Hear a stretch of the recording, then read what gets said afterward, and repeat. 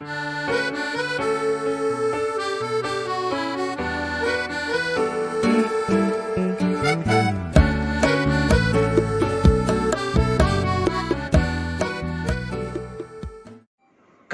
பரிசுத்த நாமத்திற்கு மகிமை உண்டாவதாக. உங்கள் யாவரையும் திரித்துவ தெய்வத்தின் நாமத்தினாலே நம்முடைய பரிசுத்த ஆராதனைக்கு வாழ்த்தி அழைக்கிறேன். பிரியமானவர்களே, நம் கண்களை மூடி கர்த்தர் கொடுத்த அற்புதமான நாளுக்காக, காலை நேரத்திற்காய் தேவனுக்கு நாம் நன்றி சொல்லி அவரை துதிக்கலாம், அவரை ஆராதிக்கலாம். நம்முடைய ஆராதனை கர்த்தர் பொறுப்படுத்திக் கொள்ள அவருடைய சன்னிதானத்துல ஒப்பு கொடுத்து அர்ப்பணித்து ஜெபிக்கலாமா? ஜெபம் செய்வோம். எங்களை கிருபையாய் நேசிக்கிற அன்புள்ள இயேசப்பா, உமக்கு நன்றி சொல்லி வாழ்த்துகிறோம் ஆண்டவரே. இந்த காலை நேரத்தில் நம்முடைய சன்னிதானத்தை நோக்கி பார்ப்பதற்கு, ஆராதிப்பதற்கு கர்த்தர் எங்களிலே பாராட்டினுடைய அளவற்ற கிருபைகளுக்காக நன்றி சொல்லுகின்றோம். இந்த நாளிலே ஆண்டவரே, ஆராதனைகளுக்கு ஆசீர்வாதமாக்கி தாரும். பாடுகிற பாடல்கள், வாசிக்கின்ற வேத வசனங்கள், தியானிக்கின்ற வார்த்தைகள் யாவற்றும் அற்புத கரம் இருப்பதாக. எங்களை தாழ்த்தி உம்மை உயர்த்துகிறோம் ஆண்டவரே. விசேஷமாக நாங்கள் தியானிக்கின்ற வேத வசனத்தை தேவன் எங்களுக்கு ஆசீர்வாதமாக்கி தாரும். எங்களோடு பேசுவீராக. எங்களோடு ஜபத்தில இணைந்திருக்கிற தேவனுடைய நாமத்தை மகிமைப்படுத்துகிற தேவனுடைய பிள்ளைகள் உலகின் எந்த பகுதியில இருந்தாலும் இந்த நாளுக்குரிய ஆசீர்வாதம் அவர்களுக்கு கடந்து செல்வதாக. கர்த்தர் அப்படியா இந்த ஆராதனை எங்களுக்கு ஆசீர்வாதமாக்கி தருகிறபடியால் உமக்கு உள்ளத்தின் ஆழத்திலிருந்து நன்றி சொல்லி வாழ்த்துகிறோம். துதி கன மகிமை ஸ்தோத்திரம் ஒருவருக்கே. இயேசு கிறிஸ்துவின் மாறாத நாமத்தில் ஜெபிக்கிறோம் நல்ல பிதாவே, ஆமென், ஆமென். தெய்வத்துடைய நாம் மைப்படுவதாக. நாம் ஒரு பாடலை பாடி தேவனை துதிக்கலாம். கர்த்தருடைய வல்லமையில் நாம் மைப்படுவதாக. அநாதி தேவன் உன் அடைக்கலமே, அவர் நித்திய புயங்கள் உன் ஆதாரமே. காருண்யத்தாலே இழுத்து கொண்டார் கானக பாதை காரிருளில், கிருபை கூர்ந்து மனதுருகம் என்ற 3 சரணங்களை பாடி தேவனை துதிக்கலாம். அநாதி தேவன் உன் அடைக்கலமே, அவர் நித்திய புயங்கள் உன் ஆதாரமே. Oh, thank you, Jesus. We praise you, Lord. Hallelujah.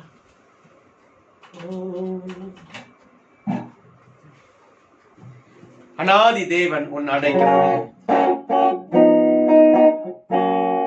அநாதி தேவன் உன் அடைக்கலமே, அவர் நித்திய புயங்கள் உன் ஆதாரமே.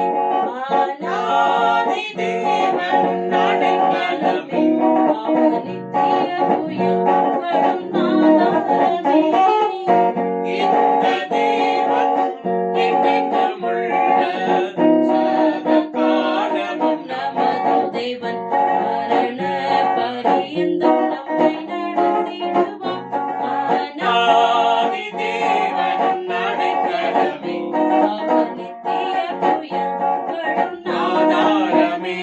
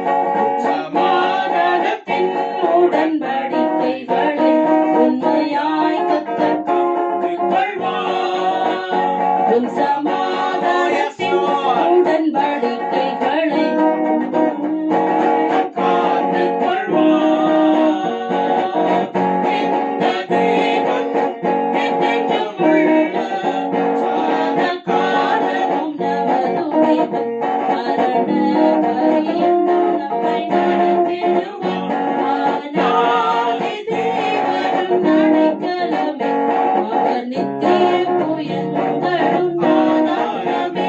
அநாதி தேவனின் அடைக்கலமே, அவர் நித்தியப்போ எங்களும் ஆதாரமே.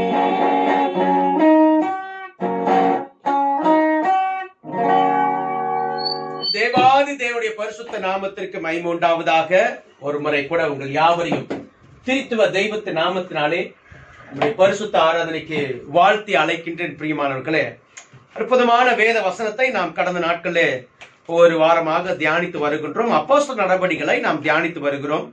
இந்த நாளில் கூட அப்போஸ்தலர் நடபடிகள் இருந்து 13வது அதிகாரத்திலிருந்து ஒரு சில சம்பவங்களை உங்களுக்கு விளக்கி சொல்லும்படியாக விரும்புகின்றேன். அதற்கு முன்பதாக நம் யாவரும் கண்களை மூடி கர்த்தரை நோக்கி பார்க்கலாம். அன்புள்ள இயேசப்பா, உமக்கு கோடி ஸ்தோத்திரங்களை ஏறெடுக்கின்றோம் ஆண்டவரே. இந்த காலை நேரத்திலும் ஆண்டவரே, உயிர்த்தெழுந்த நாளிலே உம்மை ஆராதிக்க, உம்முடைய நாமத்தை மகிமைப்படுத்த கர்த்தர் பாராட்டின கிருபைகளுக்காக நன்றி சொல்லுகிறோம். வாசிக்கின்ற வேத வசனங்களும் தியானிக்கின்ற வார்த்தைகளும் எங்களுக்கும் எங்களை சார்ந்த கர்த்தருடைய பிள்ளைகளுக்கும் உலகத்தின் எந்தெந்த பகுதியெல்லாம் இருந்து தேவனை ஆராதிக்கிறார்களோ அவர்களுக்கும் ஆசீர்வாதத்தை கொண்டு செல்வதாக கர்த்தர் அப்படியாய் செய்கிறபடியால் உமக்கு நன்றி சொல்லுமை வாழ்த்துகிறோம் ஆண்டவரே. உடைய கிருபைகளுக்காக நன்றி.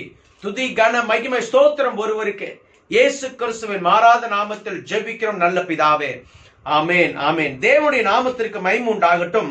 அப்போஸ்தலர் நடபடிகள் 13வது அதிகாரத்துல அப்போஸ்தலனாகிய பவுலுடைய ஊழியத்தை ஒன்றன் பின் ஒன்றாக தியானித்து வருகிறோம். 13வது அதிகார துவக்கம் அற்புதத்தை சொல்லி அடுத்ததாக நாம் 23வது வசனத்திலிருந்து 33வது வசனம் வரைக்கும் கடந்த வாரத்தில் தியானித்தோம். பவுலுடைய ஒரு பெரிய பிரமாண்டமான ஒரு பிரசங்கத்தை நாம் தியானித்தோம்.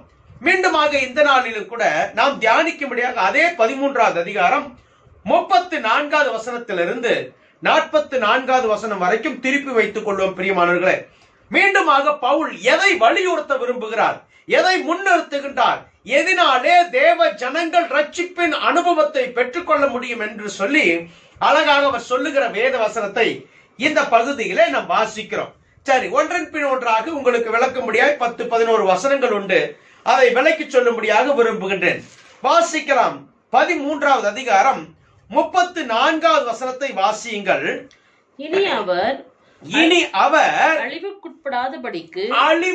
உட்படாதபடிக்கு அவரை மரித்தோரிலிருந்து எழுப்பினார் என்பதை குறித்து தாவீதுக்கு அருளின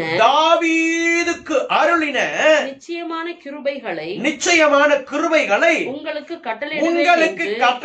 கட்டளையிடுவேன் என்று திருவுளம் பற்றினார். 35 கூட. அன்றியும் உம்முடைய பரிசுத்தர் அழிவை காண ஒட்டீர் என்று வேறொரு சங்கீதத்திலே சொல்லி இருக்கிறது.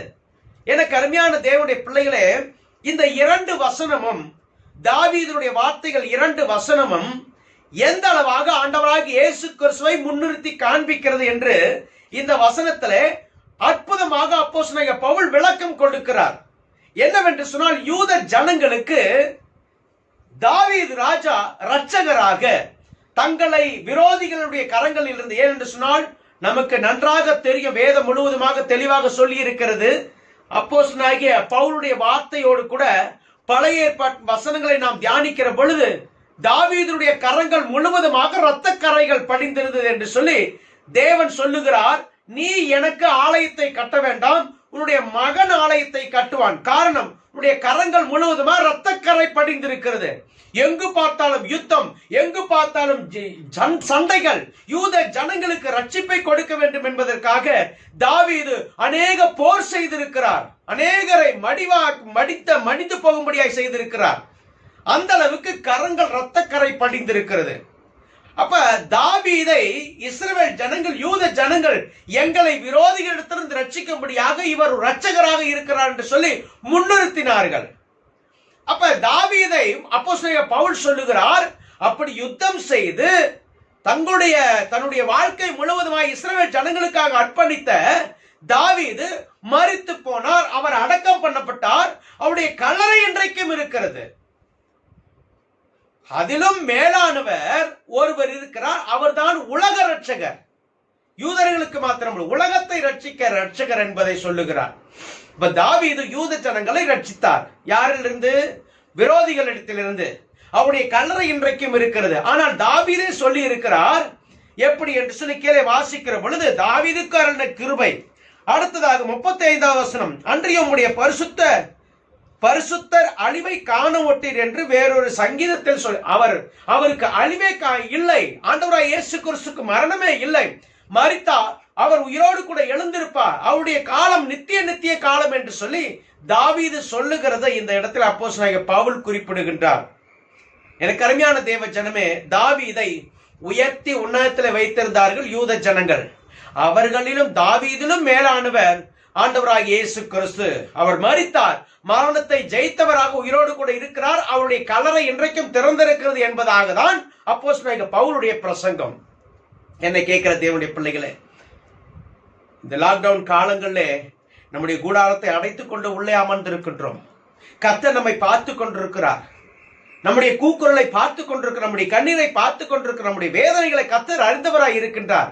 உயிர்த்தெழுந்த தெய்வம், ஜீவனுள்ள தெய்வம் நம்முடைய பாரங்களையும் நம்முடைய பிரச்சனைகளையும் அறிந்தவராய் இருக்கிறார். தாவீதிலும் மேலானவர் நம்மை பார்த்து கொண்டிருக்கிறார். என்ன வேதம் சொல்லுகிறது? அப்போஸ்தலனாகிய பவுல் என்ன சொல்ல விரும்புகின்றார்? அவர் உலக இரட்சகர். தாவீதுடைய கல்லறை இன்றைக்கும் இருக்கிறது, மூடப்பட்ட சூழ்நிலை. ஆனால் ஆண்டவராகிய இயேசு கிறிஸ்துவின் கல்லறை திறந்திருக்கிறது. அவர் உயிருள்ள தெய்வமாய் உங்களையும் என்னையும் ஆசீர்வதிக்கிறவராய் ரட்சிக்கிறவராய் இருக்கிறார் என்பதை வலியுறுத்த விரும்புகின்றார்.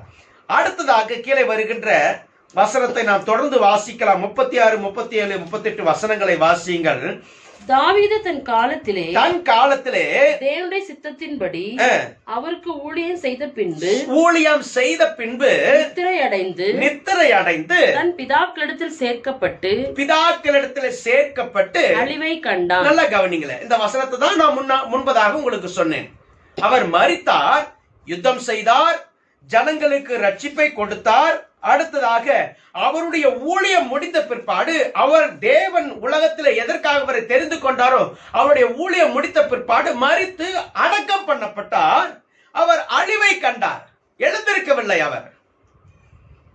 அப்ப தாவீதுடைய ஊழியம் முடிந்த பிற்பாடு அந்த இடத்தில், இதே போலதான் பரிசுத்தவான்களுடைய ஊழியம் முடிந்த பிற்பாடு அவர்களுடைய பங்கை அடைந்து அவர்கள் நித்திரை செய்து கொண்டிருக்கிறார்கள், இளைப்பாறிக் கொண்டிருக்கிறார்கள். இன்னும் அதிகமாக ஆவிக்குரிய வார்த்தைகளை சொல்ல வேண்டும் என்றால், இப்ப வாசிங்க 37வது வசனத்திலே, தேவனால் எழுப்பப்பட்டவரோ அழிவை காணவில்லை. What a wonderful great word. தேவனால் எழுப்பப்பட்ட ஆண்டவராகிய இயேசு கிறிஸ்து அழிவை காணவில்லை. தாவீது அழிவை கண்டார். ஜனங்களுக்கு ரட்சிப்பை கொடுக்கும்படி, யூதர்களுக்கு விடுதலை கொடுக்கும்படியாக வந்தவர் அழிவை கண்டார். ஆனால் உலக ரட்சகராகிய ஆண்டவராகிய இயேசு கிறிஸ்து அழிவை காணவில்லை. மரித்தார், 3வது நாளிலே உயிரோடு கூட எழுந்தார். அந்த தெய்வம் இன்றைக்கும் ஜீவிக்கிறார். அப்ப தாவீது ராஜாவா இருந்தார். இந்த ராஜாவுக்கு மேலான ராஜா ஆண்டவராகிய இயேசு கிறிஸ்து. அதைதான் அப்போஸ்தலனாகிய பவுல் இந்த யூத ஜனங்களுக்கு பிரசங்கிக்கிறார், வலியுறுத்த விரும்புகிறார். இரண்டாவதாக அடுத்த நபரை உங்களுக்கு முன்பதாக வைக்கிறேன். ஆதலால் 38வது வசனம், ஆதலால் சகோதரரே இவர் மூலமாய் உங்களுக்கு பாவ மன்னிப்பு உண்டாகும் என்று அறிவிக்கப்படுகிறது என்றும் மோசேயின் நியாயப்பிரமாணத்தின். இரண்டாவது, மோசே. இஸ்ரவேல் ஜனங்கள் அதிகமாக விரும்பின அடுத்த ஒரு நபர் யார் என்று சொன்னால் தாவீதுக்கு முன்பதாக மோசே மாத்திரம் கானான் தேசத்திற்கு போயிருப்பார் என்று சொன்னால் இன்றைக்கும் அவருடைய கல்லறையானது பரிசுத்த இடமாக, பரிசுத்த கல்லறையாக யூத ஜனங்களாலே கருதப்பட்டிருக்கும். எப்பொழுதும் கல்லறையை சுத்தி வந்து கொண்டே இருந்திருப்பார்கள்.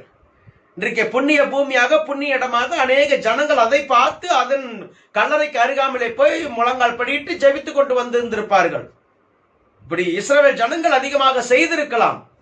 தேவன் அதற்கு தான் மோசேயை கொண்டு போய் அவரே அடக்கம் செய்தார் என்று வேதம் சொல்கிறது. அப்ப யூத ஜனங்கள்ல இன்னொரு நபர் மிக பிரமாண்டமாய் விரும்பப்பட்டவர், விரும்பத்தக்கவர், மதிக்கத்தக்கவர், வழிபடத்தக்கவர் மோசேவாக இருந்தார். இப்ப மோசேயுடைய நியாய பிரமாணத்தினாலே நீங்கள் எவைகளினின்று விடுதலையாகி நீதிமான்கள் ஆக்கப்படக்கூடாது இருந்ததோ, நீதிமான்கள் ஆகும்படியாக அல்ல, ஆக்கப்படாத கூடாது இருந்ததோ, விசுவாசிக்கிறவன் எவனும் அவைகளிலிருந்து இவராலே விடுதலையாகி நீதிமானாக்கப்படுகிறான் என்றும் உங்களுக்கு தெரிந்திருக்க கடவுது. இது ஒரே ஒரு வசனம் போதுமானது நாம் பெரிய ஒரு பிரசங்கத்தை செய்வதற்கு, ஜனங்களுக்கு விளக்கத்தை கொடுப்பதற்கு. மோசேயினாலே உண்டாக்கப்பட்ட நியாயப்பிரமாணம் இஸ்ரவேல் ஜனங்கள் யோசித்தார்கள், யூத ஜனங்கள் யோசித்தார்கள், இது ரட்சிப்பை கொண்டு வரும் என்று.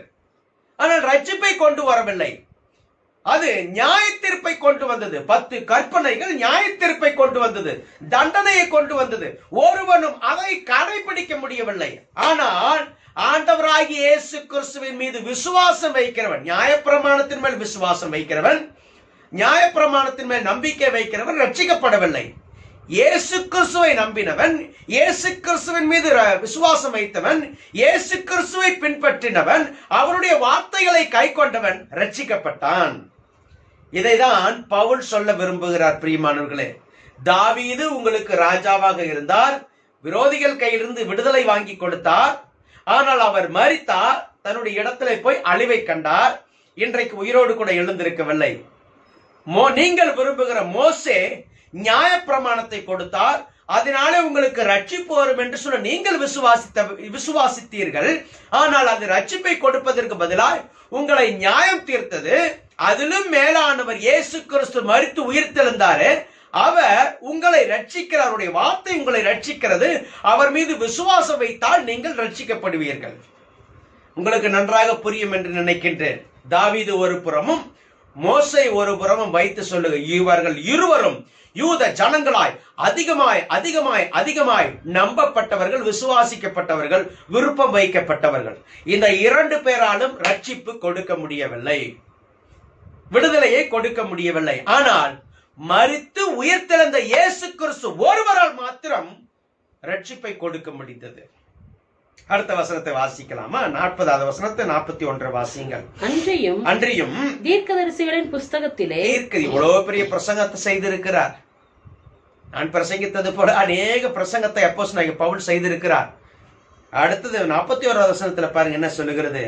அசட்டைக்காரரே பாருங்கள், அசட்டைக்காரரே, இவ்வளவு வசனத்தை கேட்டியும் அசட்டைக்காரரே பாருங்கள், பிரமித்து அழிந்து போங்கள். உங்கள் நாட்களில் ஒரு கிரியையை நான் நடப்பிப்பேன். ஒருவன் அதை உங்களுக்கு விவரித்து சொன்னாலும் நீங்கள் விசுவாசிக்க மாட்டீர்கள் என்று சொல்லி இருக்கிறபடி உங்களுக்கு நேரிடாதபடிக்கு எச்சரிக்கையாயிருங்கள் என்றார். எச்சரிக்கையாயிருங்கள். இது எங்கே வாசிக்கிறோம்? ஆபுகோப் 1வது அதிகாரம் 5வது வசனத்தில் இருக்கிறது. சரி, இப்பொழுது நீங்கள் ஞாபகத்தில் வைத்து தியானியுங்கள், வசனத்தை வாசித்து பாருங்கள். எவ்வளவு சொன்னாலும்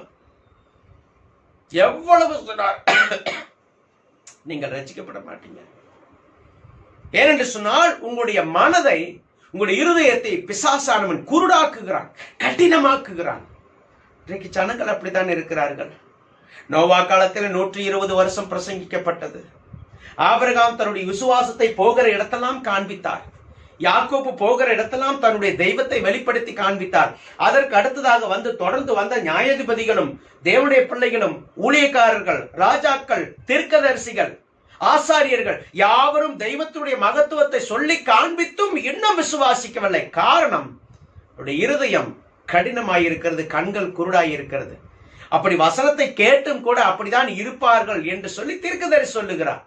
ஆதலால் வசனம் சொல்லுகிறது, யோவான் 1:12 நாம் வாசிக்கிறோமே, அவருக்கு சொந்தமானவர்களுக்காக, தேவனுக்கு சொந்தமானவர்களுக்காய் வந்தார். சொந்தமானவர்கள் அவரை ஏற்றுக்கொள்ளாத பொழுது அவர் புறஜாதிகள் இடத்திற்கு போனார் என்று சொல்லி வேதத்தில் வாசிக்கிறோம். ஆனால் யாரெல்லாம் அவருடைய நாமத்தின் மேல் விசுவாசம் உள்ளவர்கள் அவரை ஏற்றுக்கொண்டார்களோ அத்தனை பேரும் தேவனுடைய பிள்ளைகளாகும்படி அவர்களுக்கு அதிகாரம் கொடுத்தார். வசனம் சொல்லுகிறது. என்னை கேட்கிற தேவனுடைய பிள்ளைகளே, தாவீது யூத ஜனங்களுக்கு ஒரு பிரமாண்டமான ஒரு ராஜா, மகத்துவமான ராஜா. அவர் மரித்தார், அழிவை கண்டார். மோசே நியாயப்பிரமாணத்தை கொடுத்தார். அந்த நியாயப்பிரமாணம் ரட்சிப்பை கொடுக்கும் என்று சொல்லி அவர்கள் நம்பினார்கள். ரட்சிப்பை கொடுப்பதற்கு பதிலாக நியாயம் தீர்த்தது, அதில் அவர்களுக்கு ரட்சிப்பு இல்லை. இந்த 2 பேரிலும் இருவரிலும் மேலானவர் ஆண்டவராக இயேசு கிறிஸ்து மரித்தார், அழிவை காணாதவராக உயிரோடு கூட எழுந்தார். அவரை விசுவாசிக்கிறவர்களுக்கு ரட்சிப்பும் மீட்பும் உண்டு. வாசிக்கலாமா? 42வது வசனத்தை வாசிங்கள். வசனம் சொல்லுகிறது, அவர்கள் யூதருடைய ஜெப ஆலயத்திலிருந்து புறப்படுகையில் அடுத்த ஓய்வு நாளிலே இந்த வசனங்களை தங்களுக்கு சொல்ல வேண்டும் என்று புறஜாதியார் வேண்டிக் கொண்டார்கள். யூத ஜனங்க ஏற்றுக்கொள்ளல, புறஜாதிகள் தெய்வத்தின் மகத்துவத்தை அறிந்து கொள்ள வேண்டும் என்று சொல்ல புறஜாதிகள், கர்த்தரை அதிகமாய் அறியாதவர்கள், வேதத்தை அறியாதவர்கள், வேதத்தினுடைய ஞானம் இல்லாதவர்கள், விசுவாசத்தினுடைய அளவு அறியாதவர்கள், எங்களுக்கு வசனத்தை சொல்லுங்கள், எங்களுக்கு வசனத்தை சொல்லுங்கள் என்று சொல்லி கூப்பிடுகிறார்கள். இன்றைக்கு அப்படிதான் பிரியமானவர்களே, தருணம் கிடைக்கிற பொழுது, இன்றைய ரட்சணை நாள், இன்றைய அனுக்கிரக காலம், இதை நீங்கள் உபயோகப்படுத்தாவிட்டால், இந்த தருணத்தை நீங்கள் எடுத்துக்கொள்ளாவிட்டால், இந்த தருணத்தை உபயோகப்படுத்தாவிட்டால், இது வேறொருவருக்கு போய் சேர்ந்துவிடும். எச்சரிக்கையாயிருப்போம். நமக்கு தருணம் கொடுக்கப்பட்டிருக்கிறது மற்றவர்களுக்கு சுவிசேஷத்தை சொல்லும்படியாய், மற்றவர்களுக்கு கிறிஸ்துவின் அன்பை பகிர்ந்து கொள்ளும்படியாய். இதே ரட்சணிய காலம். உங்களுக்கு தெரியும் உலகம் என்ன மாதிரி சூழ்நிலை போய்கொண்டிருக்கிறது.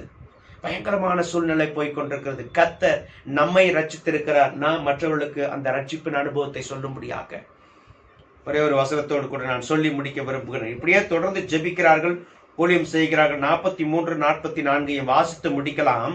ஜெப ஆலயத்தில் கூடின சபை கலைந்து போன பின்பு யூதரிலும் யூத மார்க்கம் அமைந்த பக்தி உள்ளவர்களிலும் அநேகர் பவுலையும் பர்னபாவையும் பின்பற்றினார்கள். அவர்களுடனே இவர்கள் பேசி தேவனுடைய கிருபையிலே நிலை கொண்டிருக்கும்படி அவர்களுக்கு புத்தி சொன்னார்கள். இதுதான் ஊழியருடைய வேலை, புத்தி சொல்லிக்கொண்டே இருப்பது. கேட்கிறார்களோ கேட்கவில்லையோ, விசுவாசிக்கிறார்களோ விசுவாசிக்கவில்லையோ, பின்பற்றுகிறார்களோ பின்பற்றவில்லையோ, ஊழியருடைய வேலை வசனத்தை வசனத்தை வசனத்தை கிறிஸ்துவின் அன்பை, கிறிஸ்துவத்தினுடைய மகத்துவத்தை, நியாய தீர்ப்பை, பரலோக ராஜ்யத்தை சொல்லிக்கொண்டே இருக்க வேண்டும். 44 வசனம் சொல்லுகிறது. அடுத்த ஓய்வு நாளிலே கொஞ்சம் குறைய பட்டணத்தார் அனைவரும் தேவ வசனத்தை கேட்கும்படி கூடி வந்தார்கள். கேட்டார்களோ கேட்கவில்லையோ, ஊழியர்களுடைய வேலை கர்த்தருடைய வேத வசனத்தை சொல்ல வேண்டும். ஊழியர்களாக எனக்கு மாத்திரமல்ல, உங்களுக்கும் அது உங்கள் மீது விழுந்த கடமை. போகிற இடமெல்லாம் தருணம் கிடைக்கிற பொழுதாம் கிறிஸ்துவின் அன்பை சொல்லுவோம். தாவீது பிரம்மாண்டமான ராஜா, அவர் அழிவை கண்டார். நியாயப்பிரமாணத்தை கொடுத்த மோசே, அவர் மரித்து போனார். அவருடைய நியாயப்பிரமாணம் ஜனங்களை நியாயம் தீர்த்ததை வழிய ரட்சிப்பை கொடுக்கவில்லை. இவர்களிலும் மேலானவர், இவைகளிலும் மேலானவர் ஆண்டவராய் இயேசு கிறிஸ்து. அவர் ஒருவர் மாத்திரம் ரட்சிப்பை கொடுக்க முடியும். விசுவாசிக்கிறவர்களுக்கு எல்லாம் கூடும். விசுவாசித்தவனே பாக்கியவதி. விசுவாசித்தால் உங்களுக்கு ரட்சிப்பு. விசுவாசத்தின் முக்கியத்துவம் என்ன என்று சொல்லி இந்த பகுதி சொல்லுகிறது. இந்த நாட்களிலே நாம் கர்த்தரிலே விசுவாசம் வைப்போம், அவரை நம்புவோம். இடைவிடாதபடிக்கு நம்முடைய வாழ்க்கை முழுவதுமாய் கர்த்தருடைய கரத்தில் ஒப்பு கொடுத்து தொடர்ந்து ஜெபிப்போம். இடைவிடாதபடிக்கு கர்த்தரை பின்பற்றுவோம். அவரின் ஆசீர்வாதம் இந்த ஞாயிற்றுக்கிழமையில கூட, இந்த நாளில கூட உங்களோடு கூட இருந்து உங்களை ஆசீர்வத்து நடத்தும். அற்புதமாய் கர்த்தர் உங்களை பாதுகாத்துக் கொள்வாராக. இருக்கிற இடங்களிலே பாதுகாப்பாக இருங்கள். உங்களை சார்ந்தவர்களையும் சற்று பத்திரப்படுத்திக் கொள்ளுங்கள். கர்த்தர் உங்களை ஆசீர்வதிக்கட்டும். உங்களுக்காக கூட ஜெபிக்கின்றேன். கண்களை மூடி தேவ சன்னிதானத்தை நோக்கி பார்ப்போம். பிரியமானவர்களே, எங்களை கிருபையாய் நேசிக்கிற எங்கள் பரலோக தெய்வமே உமக்கு நன்றி சொல்லுகிறோம். இந்த நாளில் இந்த காலை நேரத்தில் உம்மை துதிக்க ஆராதிக்க நீர் பாராட்டின கிருபைகளுக்காக நன்றி. எத்தனையோ ஜனங்களுக்கு இல்லாத ஸ்லாக்கியத்தையும் ஆசீர்வாதத்தையும் கர்த்தர் எங்களுடைய வாழ்விலே கொடுத்தமைக்காக உமக்கு நன்றி சொல்லுகிறோம். ஆண்டவரே, தாவீதிலும் மேலானவர், மோசேயிலும் மேலானவர், நியாயப்பிரமாணத்திலும் மேலானவர், எங்களோடு கூட இருக்கிறீர். உயிருள்ள தெய்வமாய், மகத்துவம் உள்ளவராய், எங்களை ஆசீர்வதிக்கிறவராய், ரட்சிக்கிறவராய் இருக்கிறபடியால் உமக்கு நன்றி சொல்லுகிறோம். ஆண்டவரே, உம்மை துதிக்கிறோம், உம்மை ஆராதிக்கிறோம்.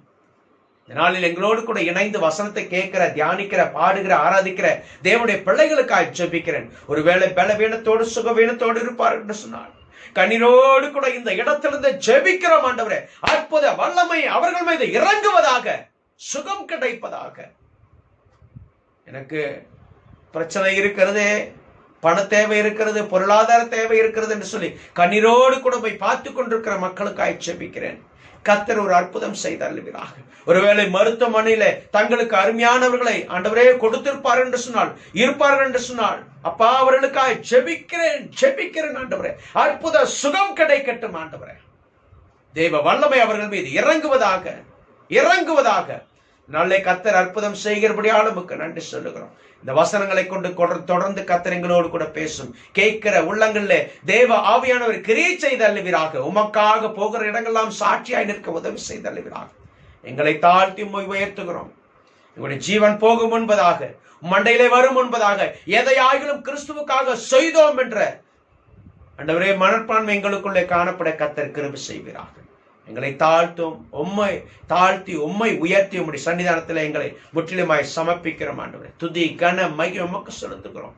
இயேசு கிறிஸ்துவின் மாறாத நாமத்தில் ஜெபிக்கிறோம் நல்ல பிதாவே, ஆமென். என் ஆத்துமாவே கர்த்தரை ஸ்தோத்திரி, முழுவதுமே பரிசுத்த நாமத்தை ஸ்தோத்திரி. என் ஆத்துமாவே கர்த்தரை ஸ்தோத்திரி. கர்த்தர் செய்த சகல உபகாரம் மறவாதே. நம்முடைய ஆண்டவராகிய இயேசு கிறிஸ்துவின் கிருபையும் பிதாவாகிய தெய்வத்துடைய அன்பும் பரிசுத்தாவுடைய நடத்துதல் நம் அனைவரோடும் என்றும் என்றும் இப்பொழுது எப்பொழுதும் சகல நாட்களும் கூட இருந்து நடத்திய ஆசீர்வாதத்தை நன்மை தருவதாக. ஆமென், ஆமென். கர்த்தர் உங்களை ஆசீர்வதிப்பாராக. May God bless you all. Thank you so much.